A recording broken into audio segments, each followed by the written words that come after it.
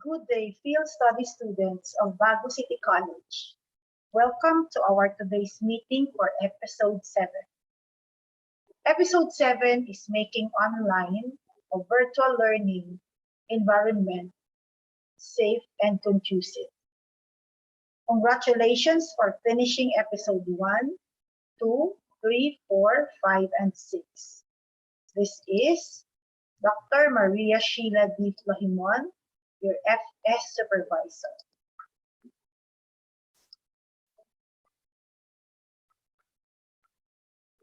For our intended learning outcome is the pre-service student must have explored the different ways of establishing a safe and conducive online and virtual learning environment.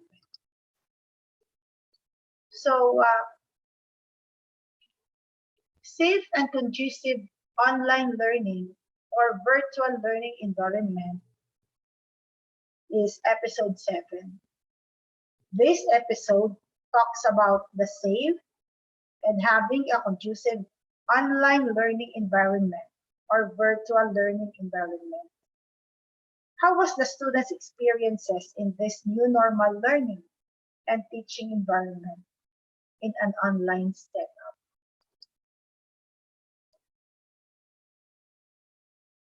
There are 3 elements of modern learning environment because education has drastically shifted in recent years, which are schools aligned physical spaces to flexible spaces that integrate technology to support the 21st century learning opportunities. So what are these 3 elements of modern learning environment? First is connected devices such as notebook, tablets, and smartphones. This is the first element of modern learning environment.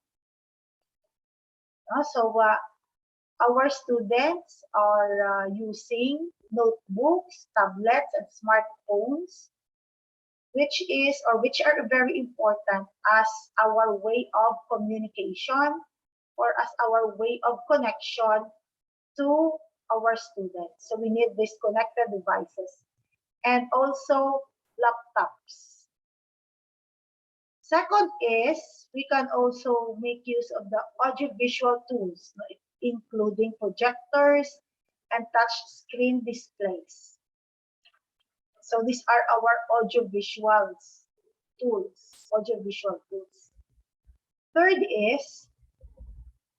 Third element is purposeful furniture such as standing desks, collaborative workstations, and some other connected seating that allows students to learn in different ways and in difficult times. What is online learning? Online learning can be synchronous and it can also be asynchronous. So what is synchronous? Synchronous is commonly supported by media such as video conferencing and chat. And also synchronous has the potential to support e-learners in the development of learning communities. And at the same time, learners and teachers experience synchronous e-learning as more social, and it avoids frustration by asking and answering questions in real time. And then synchronous sessions also help learners feel like participants rather than they isolate themselves. And do not forget that in online learning, environment requires a constant access to connectivity, which allows learning to take place anytime and any place and anywhere.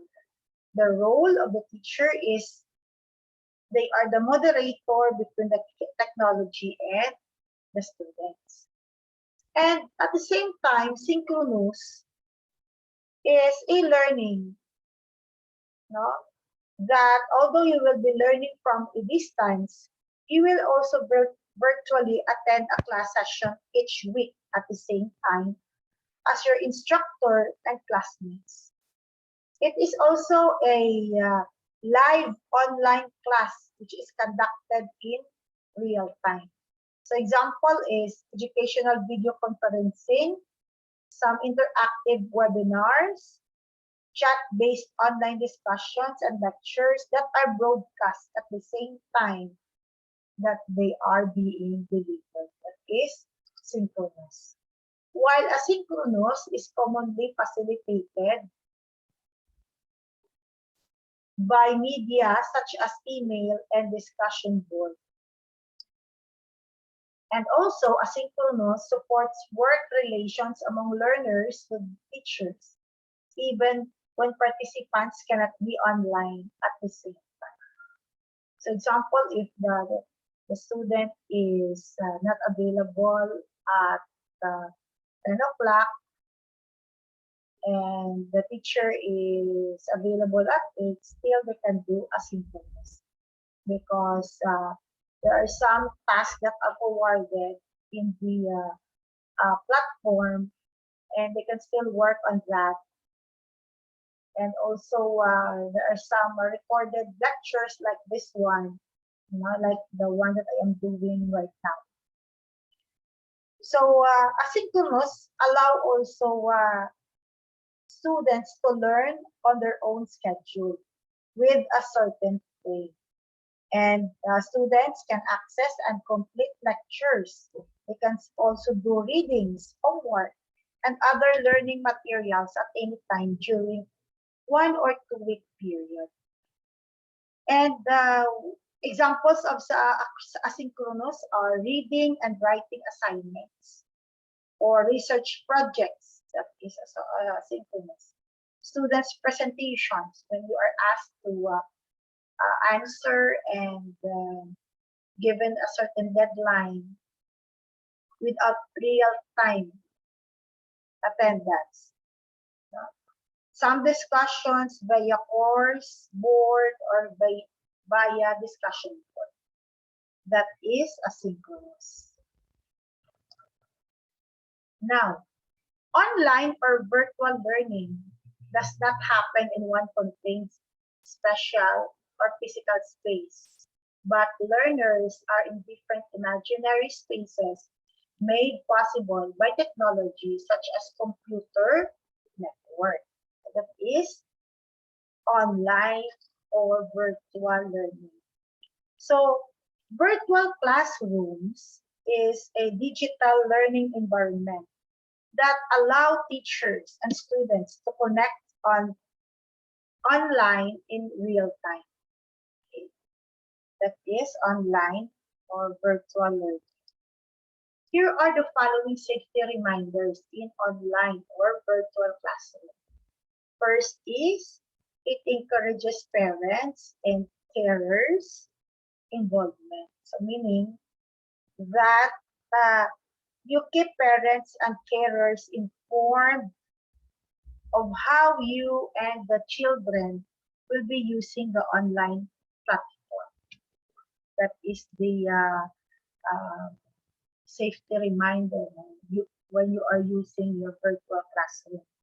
So always remember that a carer or parents should assist students how to set up appropriate home learning spaces. Students will be learning from home.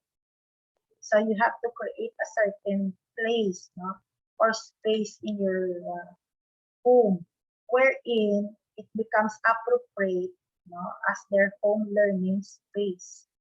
And you have to encourage also parents to provide contact times and classroom schedules so that there will be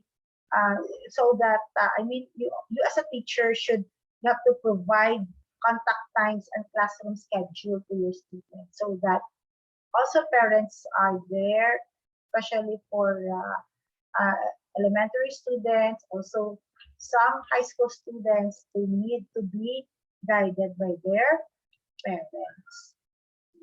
You have also, as a teacher, you have to provide procedures to follow and some consequence if they fail.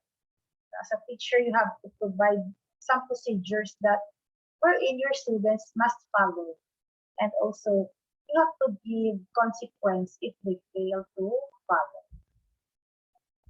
Second is you make lesson plans as interactive as possible to keep the attention of your students. Also, this is very important. Be flexible with your class length and topics. Okay? So because there are some also things that they can do aside from meeting them virtually or in a real time. So you have also to make assignments, and teachers have to create source research sites to ensure online safety, especially for high school students and elementary. You have to provide your students some resources, to share your students some. You have to share some videos. You have to share content. You have to really lecture, so as not to take them in appropriate materials such as ads from YouTube and other sites. So that is why we have to make sure that it is better that you as a teacher is the one talking in your lectures, and you can just make use of any online platform wherein it's your space, that wherein you can make use of this space or this platform to post your lectures. Then third is you have to encourage public chatting. So meaning you have to avoid texting your students one-on-one. Instead, send a group text and a group chat while using the technology like Zoom, like your Google Meet, yeah, like your Google Classrooms. Because this will allow you to do public chatting and or to do a chat or a group chat instead of chatting privately, so that you can be a part of their conversation. So that is the suggestion, no? Safety reminders. At last is you have to use your password in logging in and in logging out, because all students should have individual password, and also it should not be disclosed. It should be private. No one should log in as another person. So that is why when you are asked to log in, you have to, I am usually encourage you, and I am instructing you to make a correct name in your Google Classroom in our group chat. So it is very important there. No one should log in as another person. Remember that. All users should log off when they are finished working. So that is our safety reminder. So what's an online education? It's a form of education which is delivered and administered using internet. And also, it enables students to take up new courses and learn almost from anywhere and anytime. So remember, with COVID-19 pandemic, issues on education in the Philippines have worsened. DepEd used distance learning modes, which is also they also applying some blended learning programs. Although many students and teachers prefer the face-to-face classes, they have to, but even if they prefer face-to-face classes, but they have to adapt the online education as our alternative learning during the start of the pandemic. Then, reminders of during remote learners. No? This is the reminders in our synchronous platform. So remember, you have to make sure that your device is charged before the start of your class. Okay? And another thing, second, you have to find a quiet place free of distractions. When you are attending an online class, you have to look for a place wherein it's quiet and you are free from distractions. Be on time for the class. And the time when the class starts at 8, you should be in the class before 8. So there are you are given there is an allotted time in the acceptance of students in the platform that the teacher will be using. So you have to be there on time. Be respectful at all times. No? That you have to when you are given an instruction to raise the group chat, or if you are shy in raising your hands and talking straight, you can also talk in the chat box, or whatever instruction your teacher is giving. You have to be respectful. You raise your hand. There's some instruction there that in the emoji you have to just raise hand.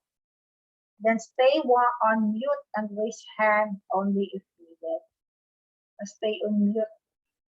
Mute meaning you have to mute your microphone, because and then if you want to talk, you just raise your hand.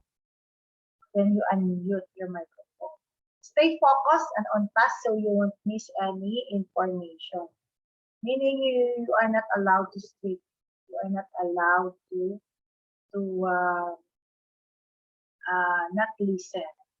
When you are asked to mute your microphone, you can mute. Or when you are asked to off your camera, then you can do that. But when you are asked to turn on your camera, you have to turn on your camera. And do not answer that you have a bad connection when it's not. So, hindi kita magdalipan. Next is turn on your camera if you are asked to. Use kind words all the time. So you have to say, may I speak, or permission to speak, mom, or permission to speak, miss. Okay. And teachers and learners are dressed properly. So that is what you are asked to wear a proper attire, or you are asked to wear like uniform or any department t-shirt, because it's proper, because you are attending a class, so you have to dress properly. Okay, so that's all for episode 7. Here is our activity. So as a teacher, what have you discovered to be easy to implement in your virtual class after hearing? What do you discover to be easy, the implementation of your virtual class? Second, how did the students show active participation in the lesson? How can students show active participation in the lesson? Another question is, as a future teacher, I feel that the online learning environment can be safe if, just continue, complete the sentence. Then teaching in the virtual learning is, then complete that statement. Next, your output is, you have to make a list of 10 websites where you can source references and instructional materials for this episode. Again, you have to make a list of 10 websites where you can source references and instructional materials for this episode.